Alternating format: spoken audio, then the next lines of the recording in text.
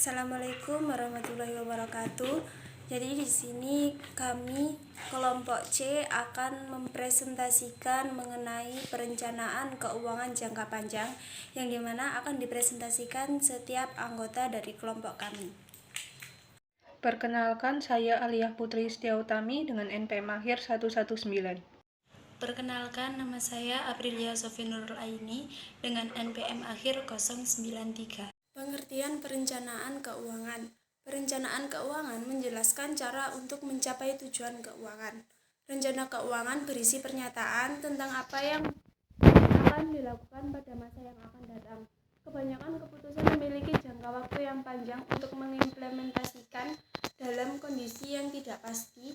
Keputusan tentang rencana keuangan harus dibuat jauh sebelum rencana tersebut diimplementasikan. Dalam menyusun rencana keuangan, manajemen harus menetapkan beberapa elemen kebijakan keuangan perusahaan. Yang pertama yaitu investasi dalam aktiva baru yang dibutuhkan perusahaan.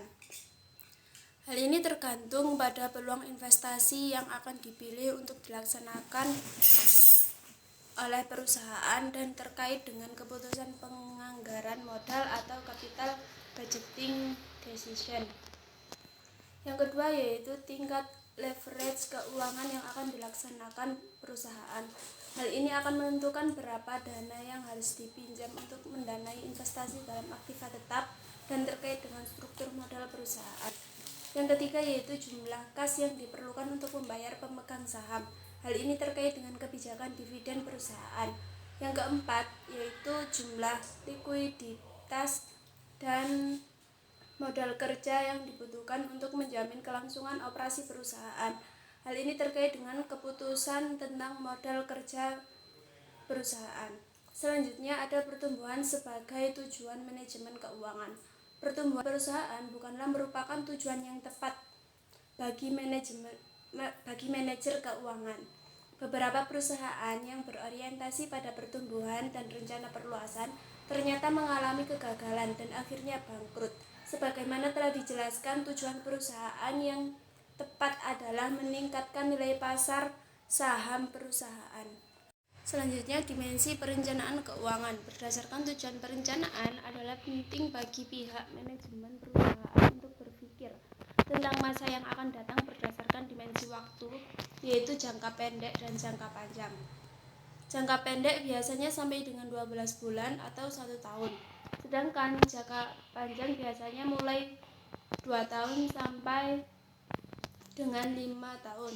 Periode waktu ini disebut dengan planning horizon, yang merupakan dimensi pertama harus ditetapkan oleh pihak manajemen dalam proses perencanaan.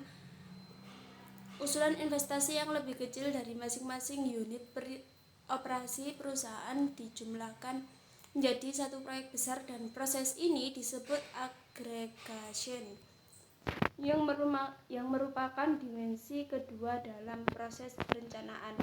Setelah planning horizon dan level of aggregation ditetapkan, maka rencana keuangan memerlukan masukan dalam bentuk sejumlah alternatif asumsi berkaitan dengan variabel-variabel yang penting. Misalnya, dalam proses perencanaan keuangan, pihak manajemen meminta setiap divisi dalam perusahaan untuk menyiapkan 3 alternatif perencanaan bisnis selama 3 tahun yang akan datang.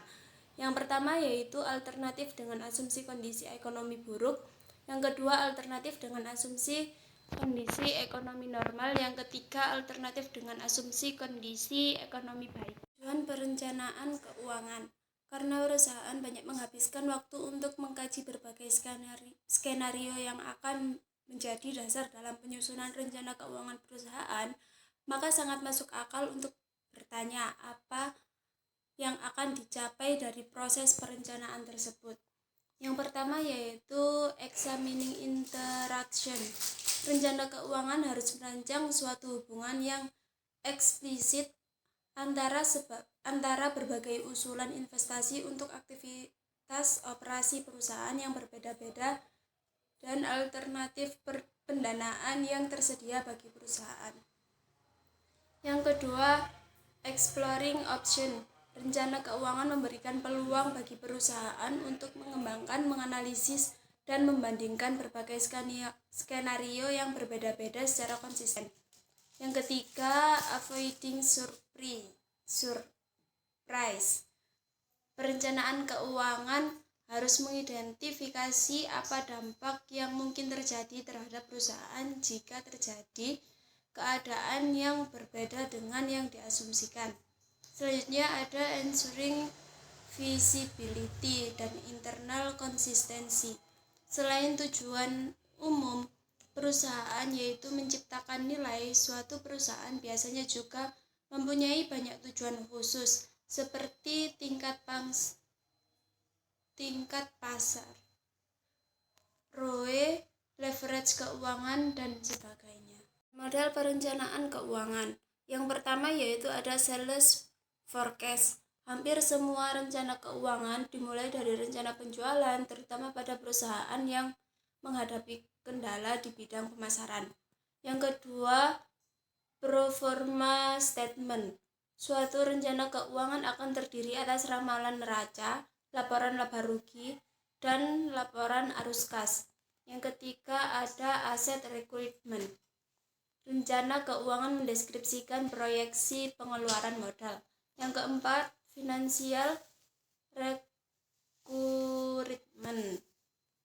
Rencana keuangan akan memuat kebutuhan pendanaan yang diperlukan.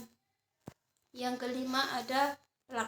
Setelah perusahaan menyusun ramalan penjualan dan mengestimasi pengeluaran untuk aktiva, sejumlah pendanaan baru sering diperlukan karena total aktiva perusahaan akan melebihi jumlah modal dan utang perusahaan. Yang keenam ada economic assumption. Rencana harus menyatakan secara eksplisit asumsi kondisi ekonomi yang menjadi dasar dalam penyusunan rencana. Pendekatan presentase penjualan.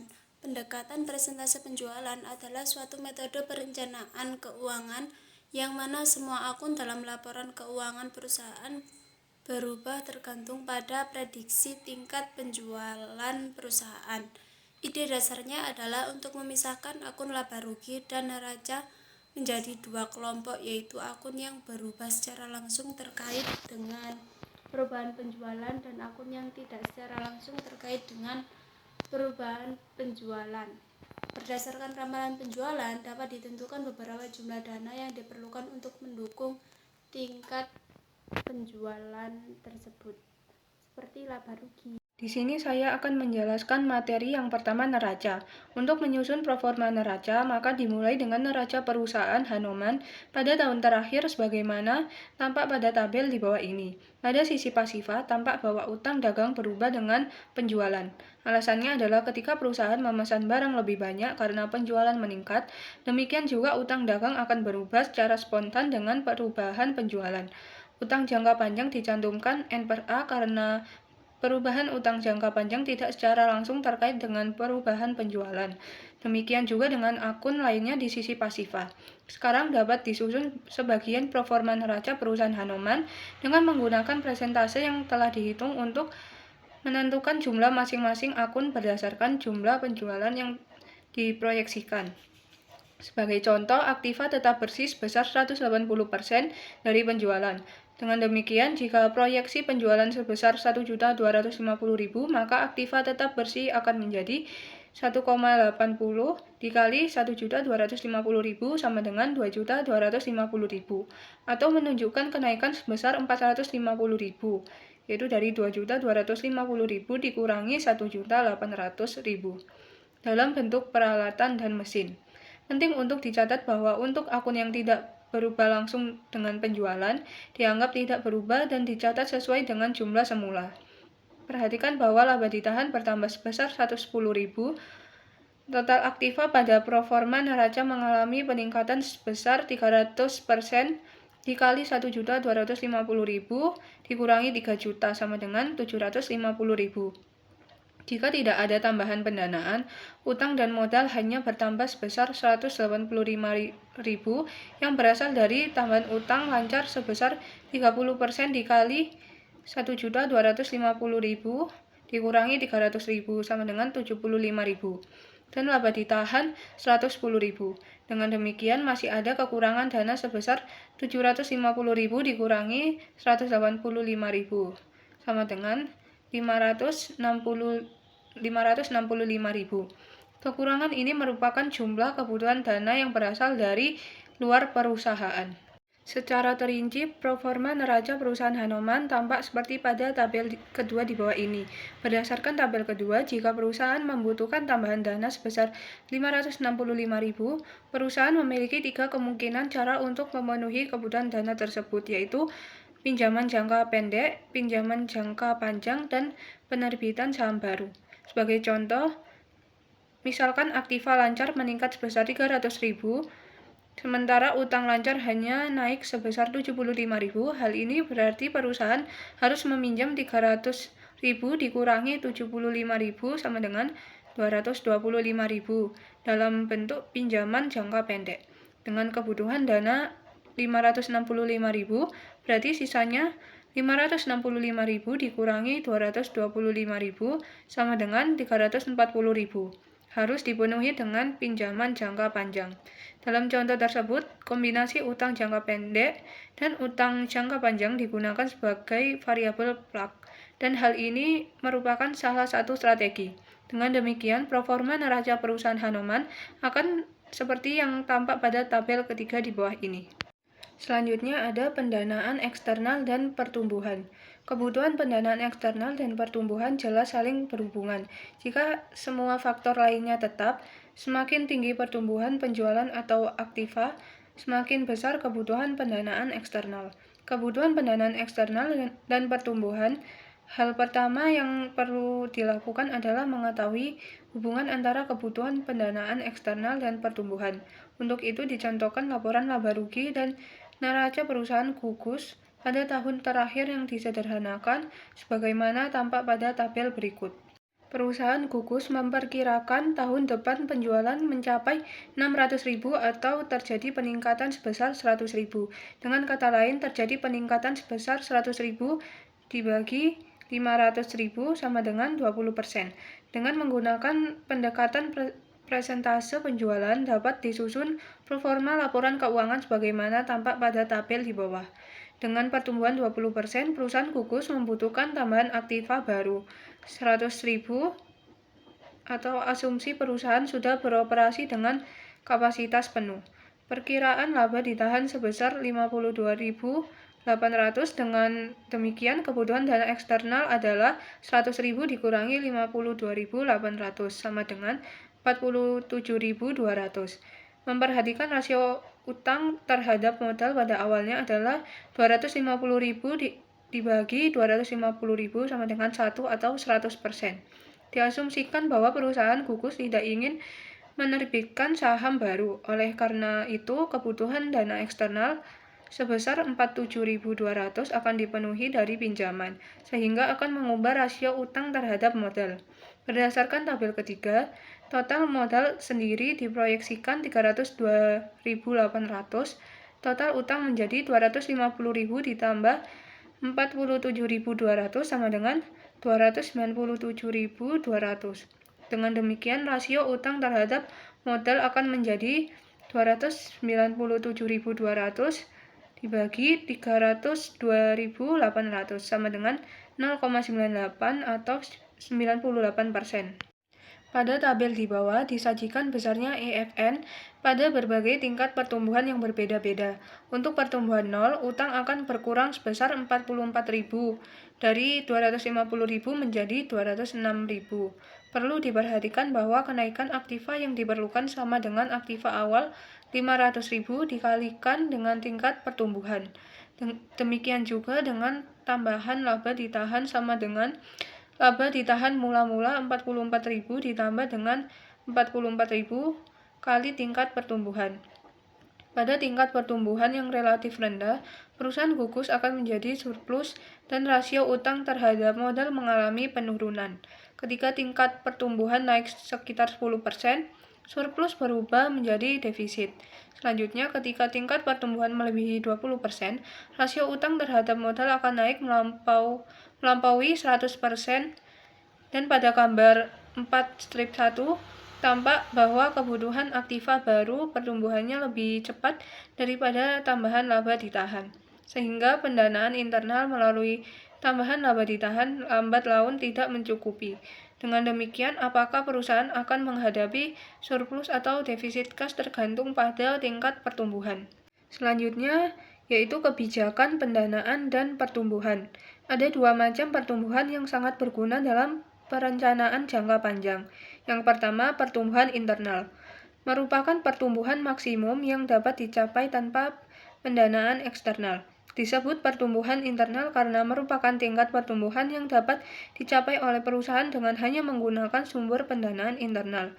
Rumusnya yaitu tingkat pertumbuhan internal sama dengan ROA dikali beta per dalam kurung 1 min ROA tutup kurung dikali beta. Dan beta sama dengan rasio laba ditahan terhadap laba bersih.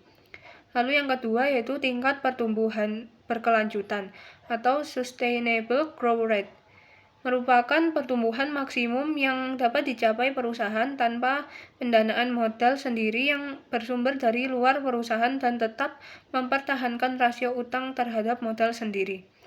Disebut tingkat pertumbuhan berkelanjutan karena merupakan tingkat pertumbuhan maksimum yang dapat dipertahankan perusahaan tanpa meningkatkan struktur keuangan. Rumusnya yaitu sustainable growth rate sama dengan ROE dikali beta per dalam kurung 1 min ROE tutup kurung dikali beta. Lalu yang terakhir ada faktor-faktor penentu pertumbuhan. Yang pertama, profit margin. Semakin tinggi profit margin akan meningkatkan kemampuan perusahaan untuk menghasilkan dana secara internal dan akan meningkatkan pertumbuhan berkelanjutan perusahaan. Yang kedua, dividend policy. Semakin rendah persentase laba bersih yang dibayarkan sebagai dividen, maka semakin tinggi rasio laba ditahan. Yang ketiga, financial policy. Semakin tinggi rasio utang dengan modal akan meningkatkan financial leverage perusahaan. Yang keempat, total asset turnover. Semakin tinggi perputaran aktiva berarti semakin besar kemampuan perusahaan untuk menghasilkan penjualan dengan menggunakan setiap rupiah aktiva. Terima kasih atas perhatiannya. Apabila ada tutur kata yang kurang berkenan di hati para pendengar, mohon maaf yang sebesar-besarnya. Terima kasih. See you next time.